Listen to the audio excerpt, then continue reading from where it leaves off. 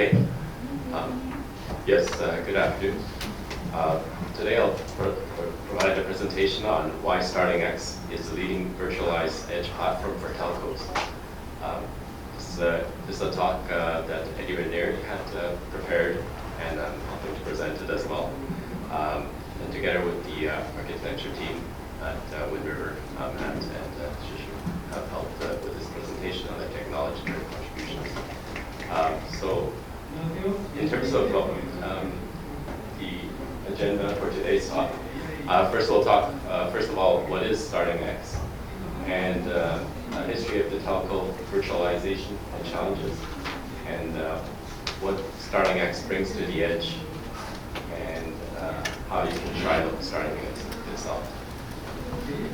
Just a brief survey in this room. Are some of us familiar with StarlingX? Okay, that's good. Sounds like for many of us it's an initial view of StarlingX. And are some of us from a telco background? All right. About StarlingX itself, as we know, it was part of this Open Infra Foundation. It's a confirmed project in 2020, and it was first incubated started incubation in 2018. That was a fully confirmed project. It provides a complete cloud infrastructure for the edge, meaning from a single ISO, like a USB or an ISO image, we can provide a fully integrated and ready to deploy Kubernetes and OpenStack platform. And it's fully scalable. StarlingX scales from a single server to a geographically distributed system of multi-edge clouds. So you can choose on initial installation of this ISO, whether you want to deploy it as a simplex or as duplex. And then after it installs, during the bootstrap configuration, you decide whether it's a system controller for a distributed cloud system or whether it's a standalone system. So basically from the same image, you can deploy fully distributed cloud. So it's built for high availability, high performance, and ease of management. A lot of the development team that have contributed to this project come from a high availability background. So a lot of the features that you'll see featured in StarlingX actually provide these features. And it has a particular good success now with proven deployments in the telco, major telecom providers, especially at the edge networks and in 5G radio towers, for example. And so what's the reason it's deployed? So in terms of the actual components in the StarlingX, this ISO provides a complete solution. This image basically includes everything you need in a single ISO, all the components necessary to bring up a containerized deployment or OpenStack application to run on.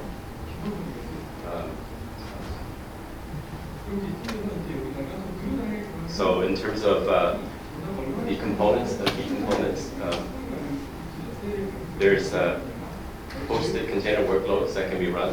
So basically on this side, Kubernetes workloads, or over here, we can also run OpenStack VMs. And these are the services that support, that basically support it. So either Kubernetes for Docker registry, FluxCD, Helm for deploying your applications, and KVM for the virtualization for OpenStack. Important features for StarlingX are the orchestration capabilities that allow it to perform at a zero-touch provisioning aspect to simplify and automate a lot of the provisioning and lower the cost of ownership. And when it's deployed as a system controller, we actually have orchestration capability for the edge clouds in the distributed edge, distributed cloud function orchestrator. In the middle, there are the basic services that provide either host management, basically the life cycle of a host can be managed using host management. We also have fault management, so it allows for alarms and SNMP type events, notification for bound. We also have software management. This is important for the agility of the system. So basically, we can update or upgrade major and minor releases using software management. Configuration management, there's a resource modeling that abstracts the underlying resources so that configuration can be applied across different iterations of hardware. Service management as well for high availability. This is to ensure that the services that are deployed are running at full availability. And so basically the StarlingX provides a full stack providing the critical infrastructure and management for edge cloud applications. The block services in the middle handle with the management components that we discussed. So basically host, fault, software, configuration, and service management. So a bit of a history of telco virtualization and its challenges. So here we see basically the initial journey from purpose-built hardware to one of VNS and SDN, and then to a cloud-native and edge-native solution. So I can say with purpose-built hardware, this is probably where some of us recall starting our careers with a very proprietary hardware built by the telco equipment makers. It was basically very integrated from top to bottom. We designed everything from even the compilers and build systems to the chips and application stacks that handle the telco applications. To NFV, where we actually started to virtualize some of the functions and started to enable the services to be virtualized. And to where today, where it's more cloud native, we have microservices that can be deployed as containers in Kubernetes. And with StarlingX, we have the full edge deployment solution. So prior to 4G, as noted, everything was purpose-built. There's vendor lock-in and ability to add features and rollout was slow. This allowed over-the-top challengers to win market share. So 4G migration from purpose-built to VNFs and OpenStack during 4G occurred. However, the reliability only matched what was purpose-built, and multi-vendors provided flexibility, cost reduction, and best-of-breed solutions. This allowed CSP to provide more control over their network. So challenges are around the edge. So the size of the edge itself was a challenge. Managing many edge sites. Edge requirements around small footprint and low latency. Typically, for the application, they required a smaller footprint because of the power or limited real estate at the edge. However, the core solutions still required requirements were too high. And also the ease of lifecycle management solutions. The complexity of managing, for example, updates across many edge sites. So StarlingX helps solve many of these issues, and it provides the ability to manage thousands of nodes at the edge. So it has a distributed lifecycle management model. What we mean by that is within each edge node, the lifecycle management has an orchestrator that can complete the declared configuration or the planned update.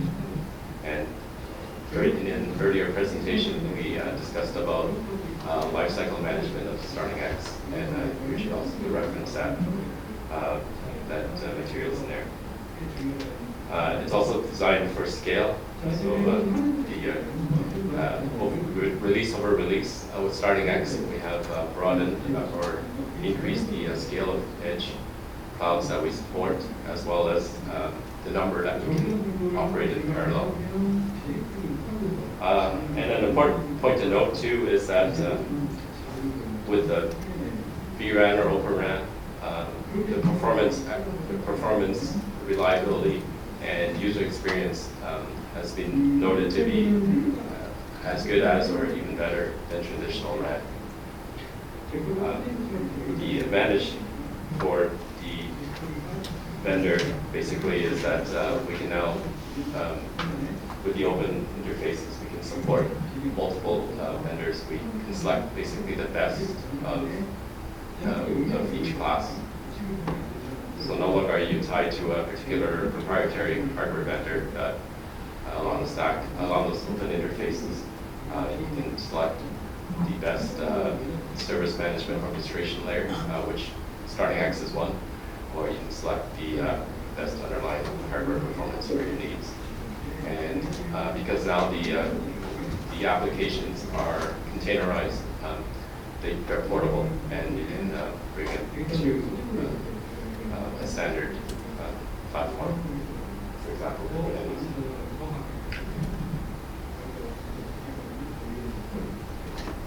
So as we move from 3G to 4G to 5G, we can see the different types of migration towards virtualization. I think we discussed some of these already. With the 3G, we had purpose-built hardware, the fully integrated solution provided by a single vendor. It was slow to adopt it to new challenges, and is most vulnerable to over-the-top challenges. In 4G, we started to see the core migration to VNF and multi-vendor flexibility and ability to select the best technologies. With the O-RAN migration, we started to see portable containers as a facility to deploy the applications across platforms. We also had a geographically distributed workload and distributed lifecycle management with 5G. Also a focus on edge resource efficiency, as these sites are probably limited in power or cooling. So with RAN migration, we take multiple paths and operating strategies.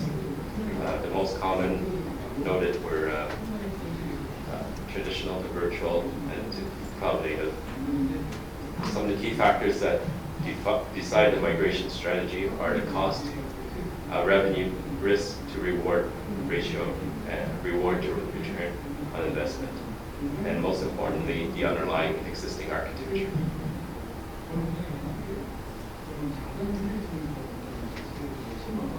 So what brings StarlingX to the edge?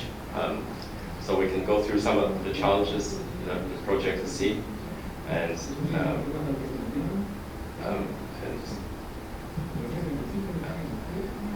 so in terms of the intelligent edge, where does it apply? I think what we're seeing is that the opportunities are increasing at the edge. So you can see in this diagram the overall topology of systems from the core to the networks, all the way from the device to the edge. Hyperscaler and public clouds, as well as enterprise central systems, are not the intelligent edge. They are connected to it, but they are not the edge itself. As we progress from the core to the edge, moving to the left of this diagram to the right, we reach the beginnings of the edge as we encounter the farthest edges of our infrastructure. Examples here are edge cloud compute systems and 5G connectivity systems. These materialize as far edge data centers in the enterprise, or far edge compute hosting virtualized 5G radio access network functions. It may host applications that enable content delivery or near real-time applications such as drone control and vehicle-to-vehicle accident avoidance. Past this infrastructure edge, we encounter the device edge. In this last domain, often considered the last mile of access, we reach the device-level intelligent edge systems. These include robotic systems and manufacturing, industrial 4.0 systems, autonomous vehicles, aircraft safety critical systems, industry control, and energy distribution systems, and the Internet of Things. The intelligent edge is those systems from the infrastructure edge through to the device edge, and as such, as you will see today, StarlingX has a unique vision about this exciting place. So edge as services, what StarlingX can provide, being able to manage a geographically distributed multi-region system. So as you can see with StarlingX, from a single ISO, we can, the same ISO, the same image, we can deploy a system controller. This could be typically a standard controller with storage and memory and workers. And from here, it can control the edge clouds. So the edge clouds are can be a single node AIO SX deployment, or it can be like small edge deployments that are noted here, single server or multiple servers. And we can even have larger deployments at the edge, all managed through the system controller. So here, in the lifecycle management session, we went through how the lifecycle orchestration occurs from the system controller. There are many things that it can do to ensure that the edge is managed from a geographically distributed location. And what's important to note here is it's highly available. Even with the loss of the system controller, there's master control plane functionality within each edge site that can continue the workloads.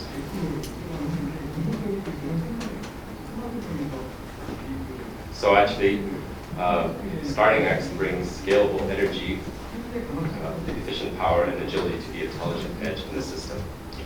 We'll see the compute increasingly occur at the edge.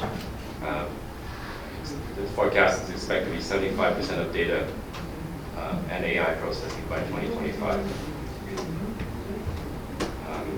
Productivity will be driven by close coupling of people and machines and mediated by data and enabled by AI. So I think we've been seeing this as quite a big theme at this summit, the emergence and growth of AI and rapid growth. So there's unique characteristics for telco, real-time performance and high availability, security and safety.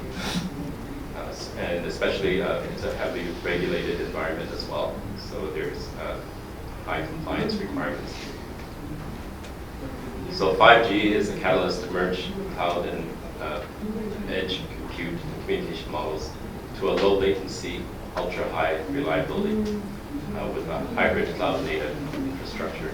And because of the agility that we can now bring to the edge with containerized workloads and the ability to update the software and manage the software updates, create new models and revenue streams. We're no longer tied to a priority system, which was slow to change.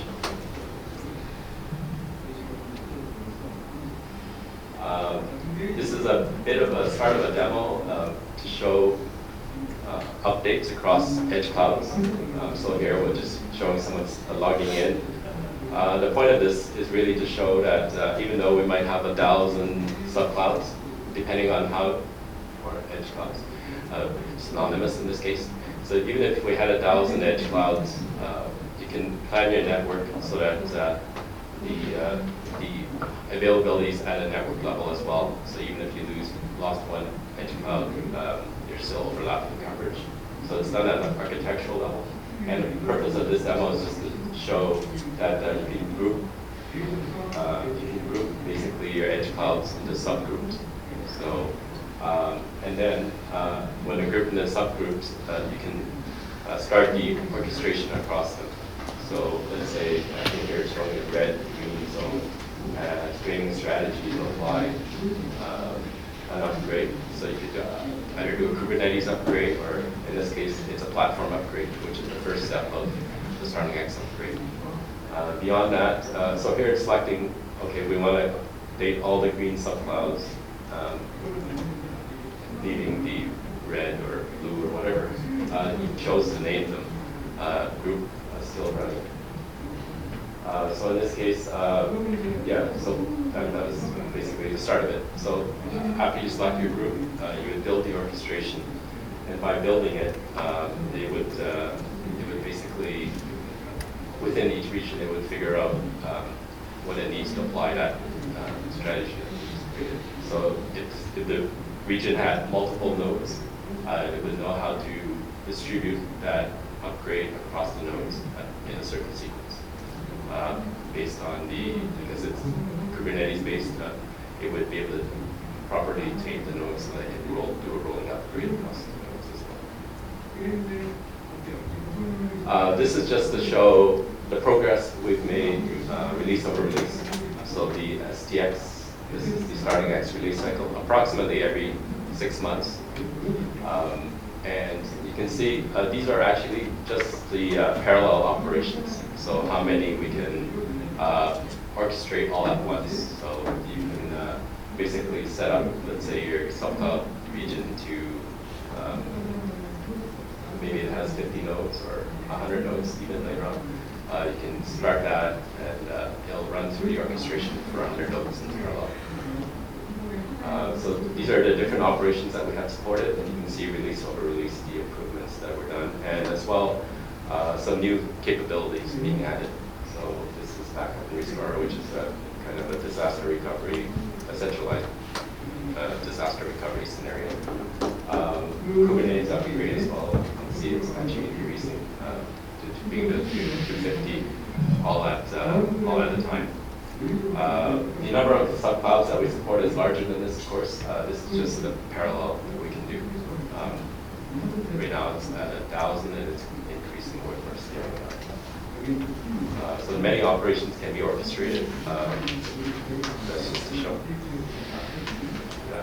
Basically, the full life cycle of an edge cloud can be orchestrated through the system control. So in a summary, why is StarlingX such successfully adopted in the telco industry? So I think one of the key points is it's optimized for carrier-grade edge deployments. Basically, it's a lightweight footprint. So at your edge clouds, we don't have a lot of power, or we don't want to consume a lot of resources.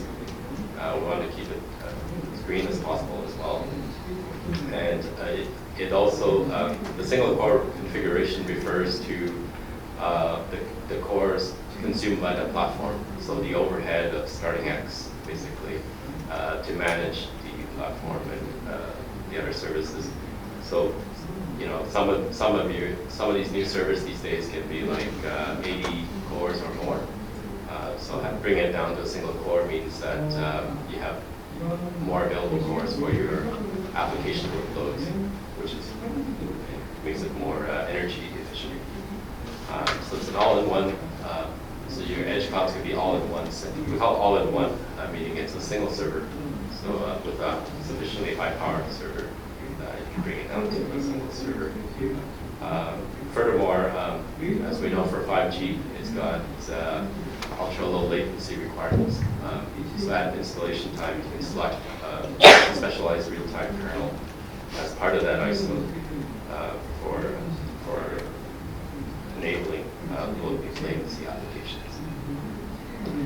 Energy resource efficiency and control. So this, it refers to several things. One was the platform core utilization. The other thing too is also the configurability of energy efficiency controls. So certain BIOS, for example, support C states and P states for energy efficiency. And in a more recent release, we've also, for those firmware that support it, we also support changing the top CPU speed, for example. So if you know you want to constrain certain CPU utilization, that can be configured as well. And it can be monitored. The IPMI sensors that we have detect current draw, power, things like that. It's a fully integrated cloud platform. So what we mean by that is we have the full suite to automate and orchestrate operations. So So it simplifies from a few command or user interface that you can orchestrate a lot of the lifecycle management capabilities. We showed a bit of it earlier. And for specific to telco, I suppose that there's radio access network features that are important, that are integrated with it as well, and they're highly configurable. And basically, precision time protocol configuration, various accelerators such as ACC 100, and high performance mix, SRILB, that type of thing. And we mentioned about portable workloads.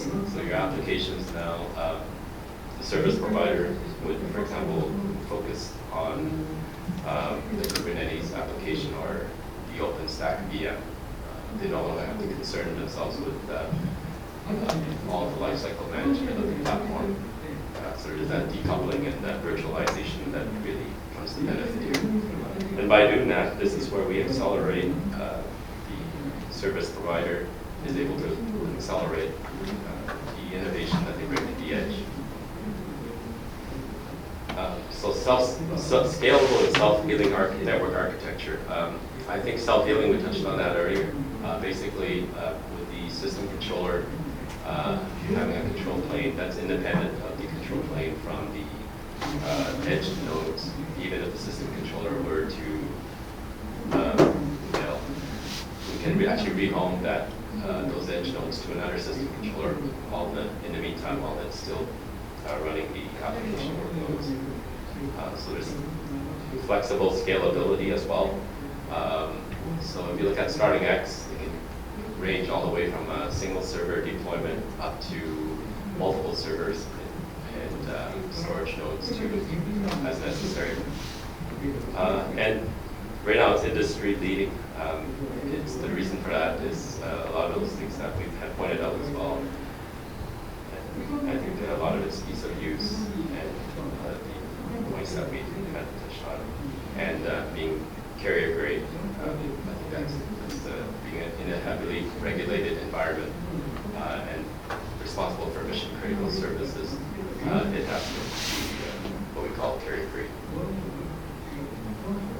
So for those of us who want to try out StarlingX, or perhaps integrate it, or if you want to deploy your applications on StarlingX, there's a number of ways you can start. I think the session just prior to this one, Ajit had just presented. He had just presented how he was able to start StarlingX by referencing the documentation that was available. But there are resources, basically mailing lists, or StarlingX Discuss, for example, where you can contact and support as well. And if you want to make code contributions, there's a specs repository, which when approved allows the code changes to be done in a release. And we have stories that are tracked in the storyboard, on-track virtual bugs, and the general wiki information. And as well, the Open Infra Foundation I think is very supportive of getting started in StarlingX. So for those of us who want to know more or want to try running your applications on it, or if you want to be an ecosystem partner, I think that's very important to the success as well, to the deployment of StarlingX. So I think this is just to show the possibilities. I think we've highlighted today the reasons why StarlingX is tops in the telco and the virtualized edge. But there's many other verticals that we can envision StarlingX playing a role. And I think especially as we get more intelligence added to the edge, focus on new capabilities and the ability to innovate at the edge, StarlingX will play a good role there.